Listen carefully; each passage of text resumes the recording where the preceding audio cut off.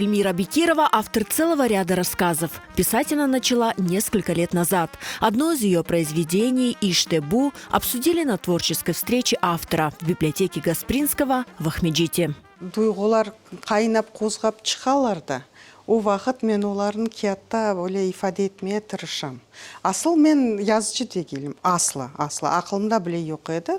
Böyle endi аңлы suretте мына bu birkaç vaqiyalar olup geçti. Ziyade tesir etken şeyler. Mına bu tilimizin vaziyeti meni çok tesir ete, manga çok tesir ete, ziyade telaşlandıra laf etkenler az. Hususan ağzavi til mınasa yok.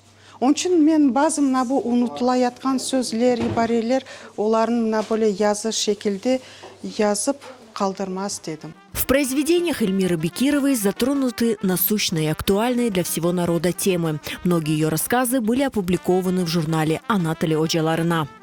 Эльмира ханым etraftaki yaşayışını gösteri, zamanеvi yaşayışını, anda yaşlar hakkında bu hikaye.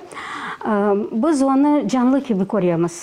Okugan son tamam sanki bir kino göstergen gibi, көрген gibi olasın. Yaşlar arasında münasebetler, yaşlar özüne ömür arkadaş tapmak problemi da koteriyle.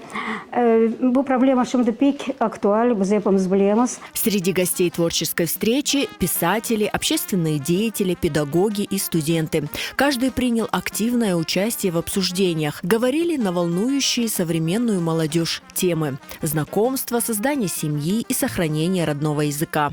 Anашка бабашкалар болып кетмесін, Алла сақласын, мен ушиден қорқам. Ана баба olsun. Yarın son ma Karabaşka diyecek, son dедушкаға да çok anda kalmay, bara. Мероприятие украсили музыкальные номера, а все присутствующие задавали интересные вопросы. Эльмира Бекирова отметила, что работает над новым произведением, в котором будут подняты не менее важные для каждого крымского татарина вопросы.